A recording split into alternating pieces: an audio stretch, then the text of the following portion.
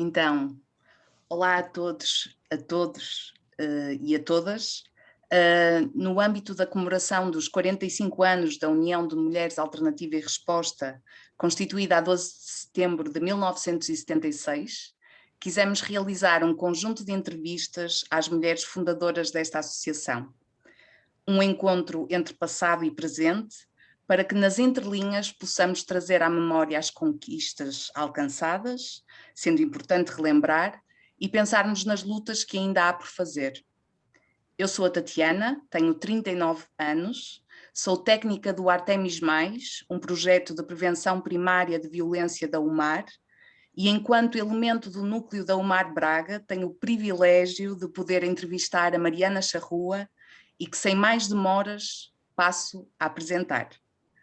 A Mariana Charrua é alentejana, tem 72 anos e uma filha, nascida um pouco antes do 25 de abril de 74. Sem estudos formais, passou pela Escola Comercial Noturna em Évora. O seu percurso profissional atravessa o comércio, a hotelaria, o trabalho doméstico, o secretariado, entre outras atividades profissionais. Entre 69 e 1972-73, muda-se para a França e, entretanto, vai para a Itália. Reside no Porto, desde 1983. Atualmente é membro dinamizador da APRE, Associação de Aposentados, Pensionistas e Reformados e Reformadas, e participa em outras iniciativas da sociedade civil do Porto. A sua militância política começa desde cedo, tendo entre 1975 e 1982 uma participação ativa nos movimentos sociais e políticos do pós-25 de Abril, nomeadamente na fundação da União Democrática Popular, UDP, e da UMAR, à época, União de Mulheres Antifascistas e Revolucionárias. Então, há 45 anos surge a UMAR. Para conhecermos o seu testemunho ou aquela que foi a experiência em primeira pessoa da participação neste movimento, gostaríamos que partilhasse connosco, Mariana, que nos falasse um pouco do seu envolvimento e interesse em criar com outras mulheres esta associação. Olá, Tatiana, olá às mulheres todas da UMAR. Eu quero agradecer o convite, é uma oportunidade para eu refletir sobre a situação atual e o passado, e devo dizer que às vezes as memórias não são fáceis, recordar as coisas não é fácil. É por isso eu peço já desculpa por imprecisões, lapsos e às vezes um ou outro comentário, eu não sei que companheiras antigas possam discordar, ou eu peço desculpa por isso, porque foram muitos anos, passaram muitos anos, e muitas das coisas, algumas das coisas que eu vou dizer são também opiniões pessoais, não são de agora, são desde essa altura, portanto são opiniões pessoais que evidentemente são minhas e outras pessoas poderão não estar de acordo.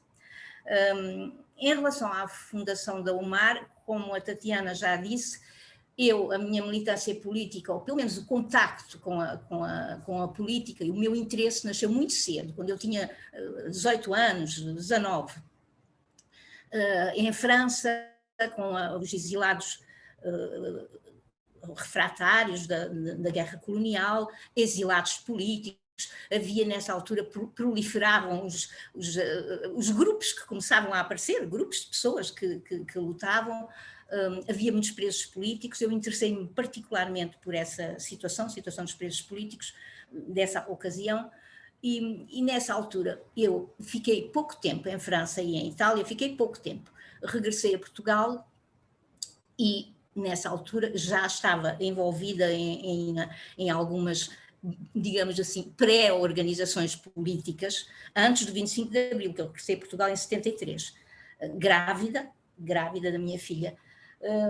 E nessa altura foi quando foi a fundação da UDP, eu e outras companheiras, algumas das quais também estiveram comigo na fundação da UMAR, porque as coisas são um pouco relacionadas. As lutas do movimento popular eram lutas em que as mulheres participavam muito nessa altura, era pelos salários, era os despedimentos, era o fecho das empresas, era as lutas nos bairros pelo direito à habitação, pelas creches, eram as lutas contra a subida dos preços. Mesmo as mulheres, sem ser urbanas, mas sem ser operárias, mesmo as mulheres da província, e não falo do Alentejo, que era um sítio especial, também tinham lutas. Eu lembro-me de grupos de mulheres que se reuniam para lutarem contra o assambarcamento dos produtos, em sítios como a Guarda ou Viseu, noutros sítios. Portanto, havia uma participação das mulheres impressionante. Essa participação é evidente para uma organização política, para uma organização que se interessava pelo avanço das lutas, digamos assim, como é que eles enquadravam essas pessoas. E aí surge, nós, um grupo de mulheres, evidentemente tínhamos os nossos sentimentos também de mulheres e lutámos para que fosse criada uma organização de frente de mulheres para mulheres, que foi a UMAR. Eu não vos vou explicar, mas vocês perceberão facilmente que não foi uma coisa fácil, nem de a criar, nem de a manter, porque nós tínhamos que lutar cá fora, com as mulheres, com tudo, e dentro tínhamos que lutar com os companheiros que viam essas organizações como uma coisa que ajudava ao movimento, mas que era uma coisa que não era para as mulheres. Por isso mesmo, no início, a UMAR apareceu não como uma organização feminista, apareceu mais como uma organização de luta, de reivindicativa, de luta pelos direitos das mulheres, e só no decorrer dessas lutas, e passado muito pouco tempo, é que as reivindicações próprias das mulheres, como é evidente que elas tinham que vir ao de cima e ganhar realce. Aliás, isso é uma opinião minha pessoal, houve muitos movimentos de mulheres que os grupos organizados que existiam nessa altura, a UDP, outras coisas, o Partido Comunista, outros grupos de esquerda que haviam, não controlavam essas mulheres. Eles queriam controlá-las, mas eles não as controlavam, porque a liberdade, esta também é uma opinião minha pessoal, para as mulheres o 25 de Abril teve um duplo significado, porque foi a liberdade de elas saírem para a rua e lutarem pelos seus direitos e pedirem aquilo que elas queriam, e foi também o início da sua emancipação, foi o facto de elas poderem chegar a casa e dizerem não, isto não pode ser assim, não, eu não estou de acordo, não, eu quero ir à reunião. Isso para as mulheres foi, o 25 de Abril, como eu digo, a liberdade para as mulheres foi uma coisa mais importante ainda do que para os homens e para o resto da população. Para as mulheres teve um significado especial. Pronto, a UMAR nasceu nesse contexto. É evidente que depois as questões próprias das mulheres começaram a surgir e nós íamos participando nessas questões, todas, a luta pelo aborto, inclusivamente as alterações legislativas que estavam em curso, nós éramos chamadas a participar em imensas reuniões. Eu recordo-me de participar em reuniões com mulheres do CDS, que nessa altura se tinha formado, do partido, do PPD, que defendiam que as mulheres deviam ter as criancinhas todas que vinham ao mundo, que eram reuniões muito complicadas. Havia no governo uma comissão específica, se eu não estou em erro, chamava-se Comissão para a Condição Feminina, uma coisa do género, que tinha pessoas dedicadas para estudarem as alterações legislativas, e nós participávamos nessas reuniões, dávamos as nossas opiniões e contributos. Por isso foi dessa forma que nasceu a UMAR, ligada ao movimento social e depois, pouco a pouco, ganhando estatura própria e energia própria pelas lutas das mulheres. Muito bem. Que sentido é que isso, na verdade, essa experiência coletiva deu à sua vida, se é que deu sentido? No fundo, o que lhe trouxe até para hoje em dia, para enfrentar o sexismo e o machismo ainda presentes na sociedade? a UMAR, para mim, pessoalmente, acabou por ter um significado muito importante. Pronto, eu teoricamente sou mãe solteira, pela lei. Eu tinha a minha filha, embora o pai também fosse militante, mas foi à vida dele e eu fiquei com a filha. E para mim, eu militava a 100%, e chegou a uma certa altura, junto com as coisas da UMAR, houve uma certa altura, por volta dos anos 80, um pouco mais para a frente talvez. Nessa altura, os movimentos políticos em Portugal, havia muitos confrontos ideológicos, havia muitos conflitos, e evidentemente os conflitos opunham pessoas dentro das mesmas organizações, opunham grupos uns entre eles, e também opunham mulheres e homens. Isso também se passava. E, portanto, nessa altura, a UMAR teve esse papel, e eu percebi que realmente uma organização como a UMAR precisava de se emancipar daqueles que a queriam tutelar, porque não era possível crescer assim, sempre espartilhada ou com pessoas a quererem espartilhá-lo. Isso. Pronto, isso levou a que eu saísse, na altura, me desligasse dos movimentos. Eu não me desliguei da luta, não me desliguei, mas como eu não podia alterar a situação, desliguei-me das coisas, e foi quando inclusivamente mudei de cidade, vim para o Porto, vim viver para o Porto. Mas a UMAR teve esse papel, que foi o de me fazer entender melhor, porque essas lutas que existiam nessa altura tinham uma característica que eu percebi, e percebi isso por me dedicar a uma organização de frente, como era a UMAR, uma organização que lidava com os problemas do cotidiano, é que essa discussão ideológica muitas vezes era desligada da realidade. E isso é a pior coisa que pode haver para quem está no movimento e quem quer fazer avançar as coisas. É o pior que pode existir. Por isso, a UMAR, para mim, pessoalmente, teve esse significado.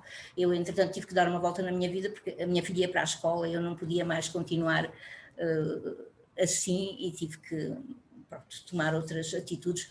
Outras companheiras ficaram, foram dando a volta às coisas e conseguiram transformar a UMAR no que ela é hoje, e eu, digamos, saúdo-as do fundo do coração. No fundo, levanta aqui a importância deste contacto direto com as mulheres, não é? Esta relação que no nosso trabalho, na nossa ação, nasce pelo facto de sermos mulheres e no contacto com diferentes mulheres. É indispensável, isso é uma coisa, é completamente indispensável. Naquela altura, o feminismo em Portugal existia, mas era mais ao nível das mulheres intelectuais, e para muita gente era visto como um fenómeno burguês. Não era um fenómeno de massas das mulheres. Mas, na verdade, as mulheres todas sentiam os seus próprios problemas.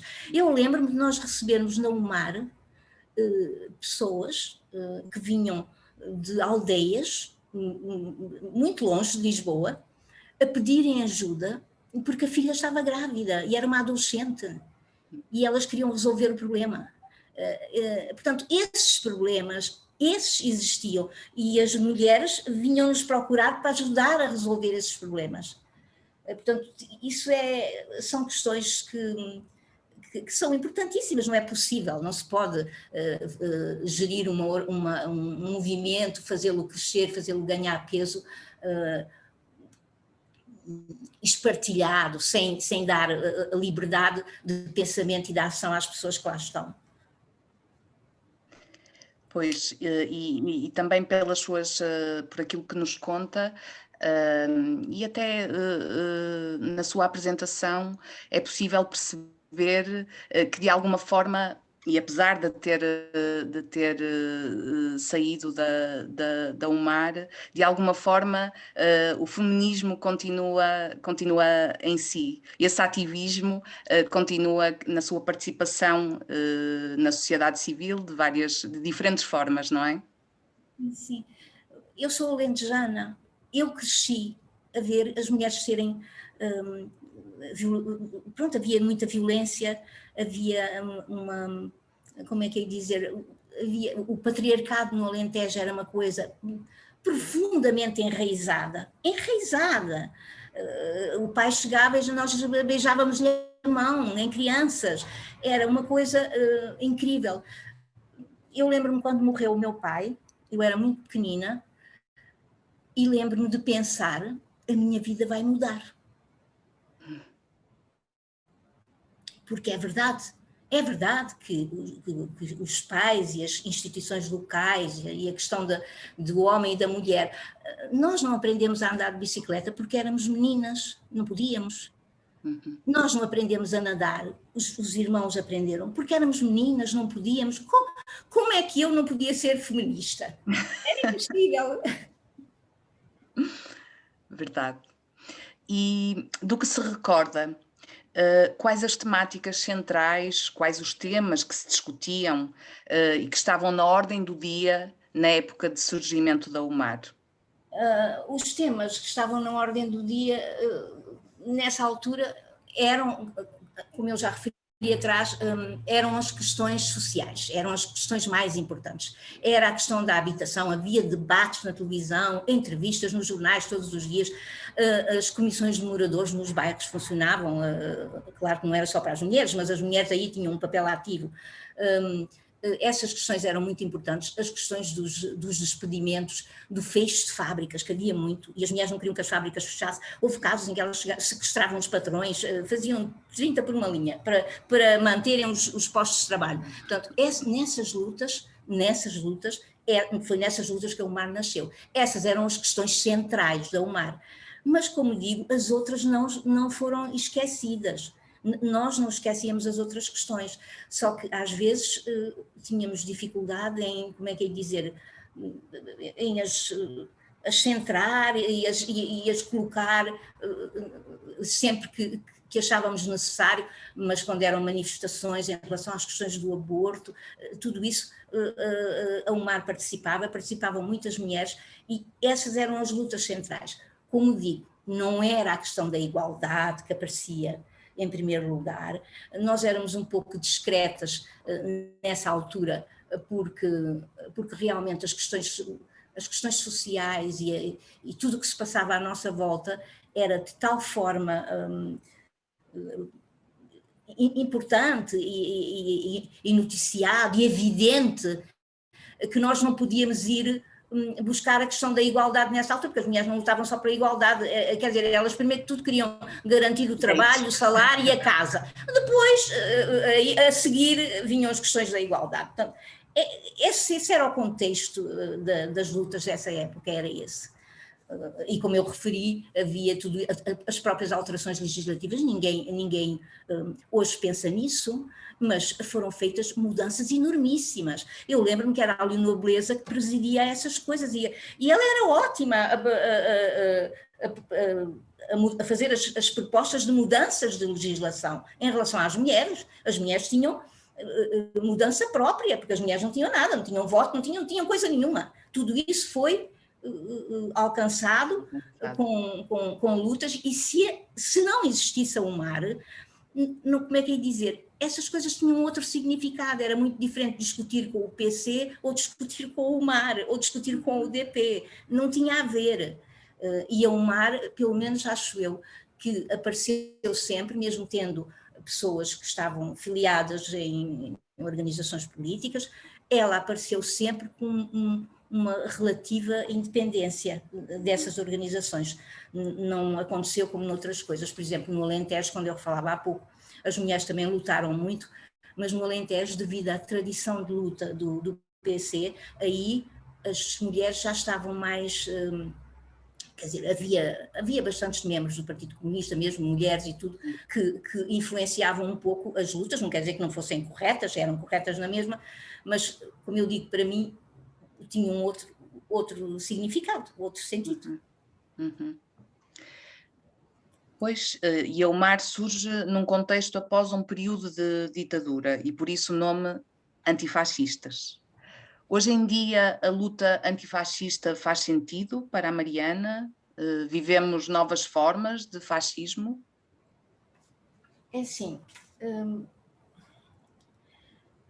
a luta antifascista faz sentido hoje, faz sentido aqui, faz sentido na Europa, vai fazer sentido durante muito tempo. Eu acho que os tempos que nós vivemos são muito difíceis. A democracia não cumpriu as suas promessas, a democracia não respondeu aos anseios das pessoas. As propostas que aparecem e que nós vimos, que são propostas de populistas, de regimes autoritários, de coisas que devido a todos os problemas que se passam, acabam por ter eco numa parte da sociedade, e eu preocupo-me porque acho que essas questões tocam particularmente às mulheres. Eu acho que as mulheres são usadas nessas questões, nas redes sociais, nessas coisas, são usadas com as coisas da emoção e disto, daquilo, que são usadas, os jovens são instrumentalizados. Por isso eu acho que sim, que essa luta faz muito sentido, faz sentido fazer essa luta e adequá-la a cada momento e àquilo que nós buscamos. As mulheres, acho que as mulheres então que são um alvo nesta situação que vivemos. E então, quais os desafios de hoje? Como é que a UMAR pode contribuir para enfrentar as lutas que se avizinham? Bom, os desafios são muitos, mas eu acho que nós também devemos realçar aquilo que se conseguiu, porque conseguiram-se muitas coisas. Eu fico pasmada quando vejo que as mulheres são as primeiras nas universidades, são as primeiras em tudo. São as primeiras em tudo o que se faz, mesmo na área científica, elas estão à frente. E isso foi uma conquista incrível. As mulheres portuguesas têm uma taxa de participação enorme no trabalho, em tudo. O que se passa de mal, é que elas não têm acesso aos cargos de direção, elas não estão representadas nos sítios onde há o poder de decisão, elas continuam, não existe divisão do trabalho doméstico, é uma coisa que existe, como dizia a Rosa, no papel, mas na vida real não existe muito pouco, talvez os casais jovens, sim, mas ainda é uma coisa que não é olhada como uma coisa séria. Eu sei que há países que têm legislação para isso, nós não temos.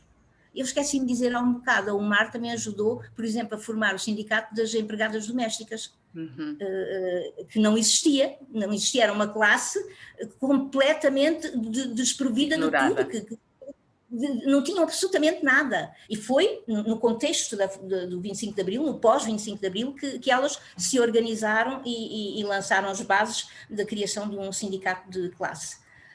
Mas é assim, os desafios de hoje são muitos.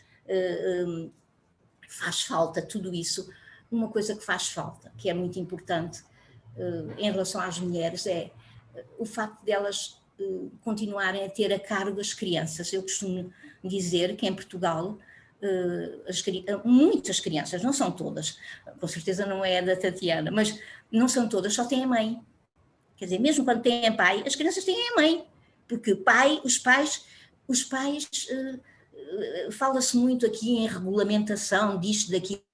Eu acho que a paternidade em Portugal nunca foi regulamentada. Os pais aqui fazem o que querem, vão-se embora, deixam as crianças, não dão contributos nenhuns, nem económicos, nem outros, e tudo isso é feito alegremente, sem nenhuma legislação, nada na justiça que possa, digamos assim, pôr cobre a isso e criar qualquer coisa que impeça isso que eu considero um anátema da nossa sociedade. Portanto, há muita coisa para fazer. Falta imensas coisas a fazer, e esses são os desafios da UMAR. Esses são os desafios. Realmente, agora sim, há condições para lutar pela igualdade e para definir perfeitamente qual é a igualdade que nós queremos, o que é que as mulheres querem como igualdade.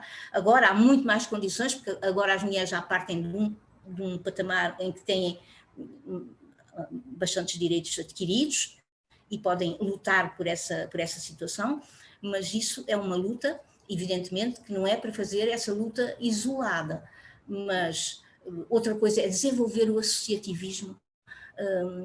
Já aparecem muitas coisas e eu saúdo as jovens, porque eu vejo jovens, como a Tatiana, as jovens de 30, não é jovens que para mim são jovens, não é que a minha filha com 40 e tal, quase 50, tudo bem, é aquelas de 30, essas é que vão mudar as coisas, porque essas têm, quer dizer, têm outra vontade, já têm outras bases para poderem mudar as coisas. É preciso desenvolver o associativismo em todo lado. Criem associações de mulheres, disto, daquilo, de outra coisa, do que seja. Porque isso, quando as mulheres estão juntas, alguma coisa boa acontece. Verdade. Bom, em jeito de finalização da entrevista, eu gostaria de saber se a Mariana quer acrescentar algo, partilhando agora connosco.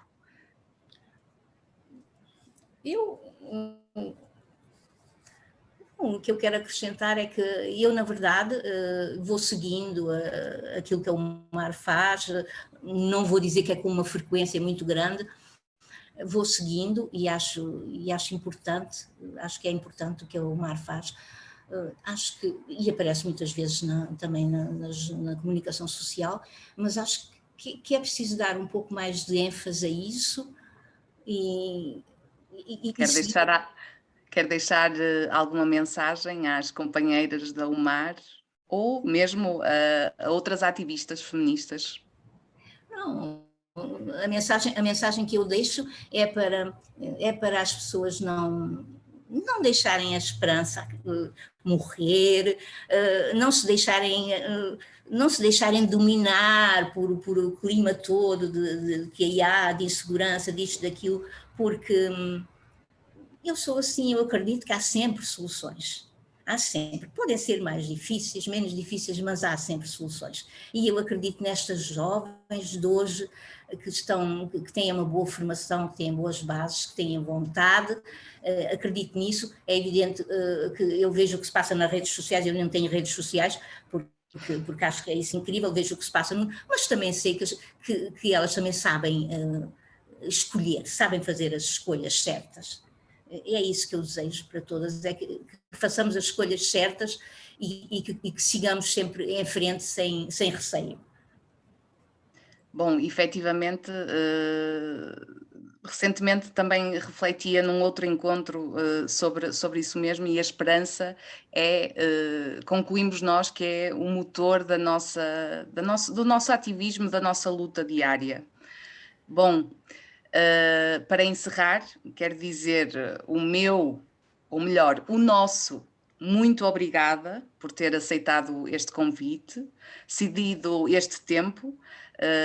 De facto, esta oportunidade proporcionada pelos 45 anos da UMAR, de, por um lado, reconhecer a importante contribuição das pessoas que lutaram pela liberdade e igualdade, e nós, enquanto filhos e filhas de Abril, podermos beneficiar disso mesmo.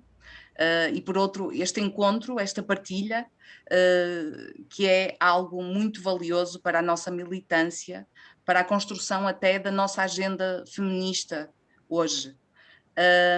E em nome de todas as companheiras da UMAR, o nosso obrigada, Mariana. Obrigada a vocês, obrigada pelo convite e por refletir juntas, e quando quiserem fazer alguma coisa, convidem-me, eu gosto de reuniões presenciais, de preferência. De preferência.